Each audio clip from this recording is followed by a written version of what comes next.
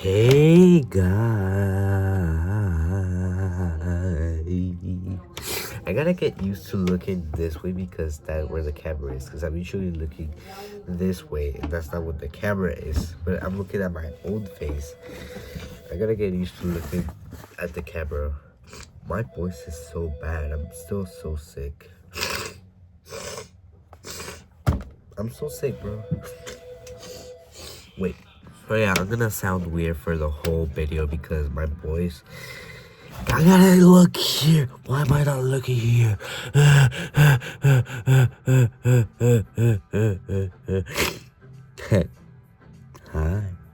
Hi. Okay. Anyways, so I read chapter. Okay, this is the first day that I upload a video 2 days in a row. I think it is. Wait.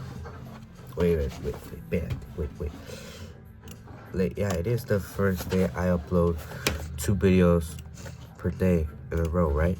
Because 2 weeks ago, 12 days ago, yeah, I would say so. But yeah, so anyways, so today I'm gonna talk about chapter 1, part 3 of the book Limitless by Jim Kwik, and I'm gonna tell you guys why I learned or why he talks about it in this chapter. First thing that Jim Kwik talks about in this chapter. This is all the notes I wrote for this chapter, because here I was getting like more into summarizing the book and not actually getting what's important. But here I'm summarizing, but also only what's important, because I was summarizing everything here, and everything is not important here. I mean, it's summarizing, but everything that's in here is not important. But this is the only important chapter. So yeah. So, chapter 1, part 3 of the book Limitless by Jim Kwik. Or Jim Kwik. I still don't know how to pronounce his name. That's really embarrassing.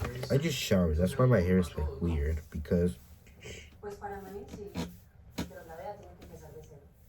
yeah, it's weird. I just showered. I don't have my glasses.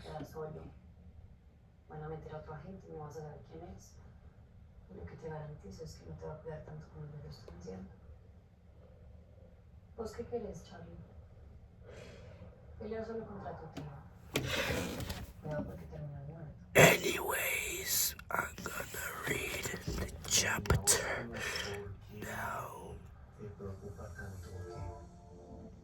So, anyways, okay.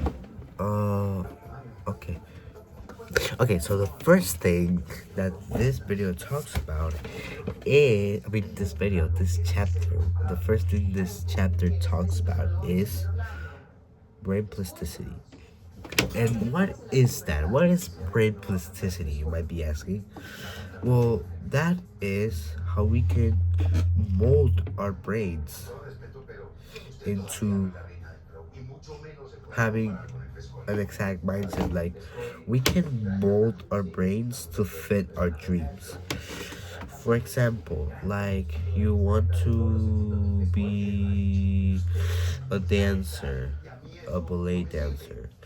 So you can mold your brain into only having that mindset or only wanting to be that. Yeah, it's really curious actually. So yeah. And it's okay to forget stuff. That's the second thing he talks about. It connects to the first one too. But yeah, it's okay to forget stuff. But if you approach, for example, like saying, "Oh, I forget stuff. I cannot read." If you approach it with that mindset, then your brain is gonna be molded, plasticity is gonna be molded into thinking that. So you're always gonna think that. So yeah.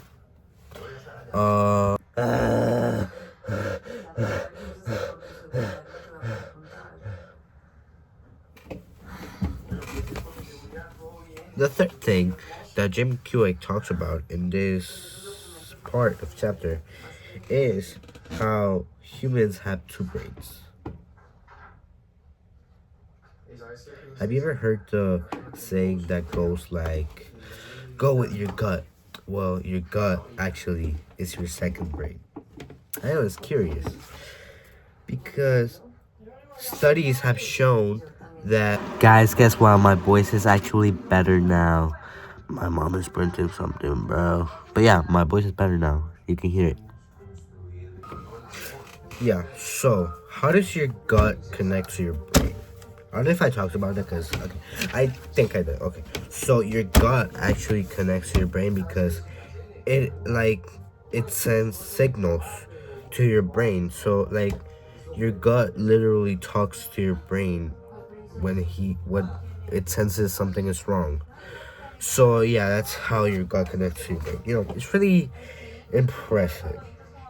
Okay, so fourth. The fourth thing that this chapter talks about is how we have been in in school. We are usually taught what to learn, but not how to learn. And he says that most schools today have only advanced because of political changes. So, for example, most schools change, but because of political decisions, not because they want to make us learn. I mean, yeah, but they want to make us learn what they believe is right, what politicians believe is right. So, yeah. So, but we are not taught how to learn. How to learn? How are we gonna learn? We're never taught that. We're only taught what to learn, but never how to learn it. So yeah, that's really cool. And next, there's an anecdote of an electrician. But first, I'm gonna go over some things that you should do. Okay, but first, actually, I'm gonna tell the story of the electrician first. Wait. Okay. There is good. Yeah. Okay. So, what is the anecdote of this electrician? So this electrician, well, okay, so first imagine a power plant, okay? So in that power plant, the energy goes off. And everyone is running, running, running. Worried about everyone is worried about what they should do, Like they they they don't know what to do because like the power went off, like they're all crazy, the silence is invading the rooms, everything. So they hire a technician or an electrician, whatever. And when he goes, he looks at a power box. And the only thing he does is he turns one screw over like this. And then everything goes back to normal. And then the manager thanks him and he asks the electrician, "How much do I owe you?" And the electrician says, $10,000. But then the the manager is like, "What do you mean $10,000? You only turned one screw." So then the electrician goes into his notebook and he writes out the bill. And the bill, then he hands it to the manager. And the bill reads, "Turning a screw, $1. Knowing which screw to turn, $9,999. So the anecdote is not what you did, but how you did it. How did you know which screw to turn? So yeah, that's the anecdote of that's the teaching of but I mean this little like story. And now I'm gonna talk to you through the challenges of of part 3 of chapter 1. First, there's okay. first, where is it?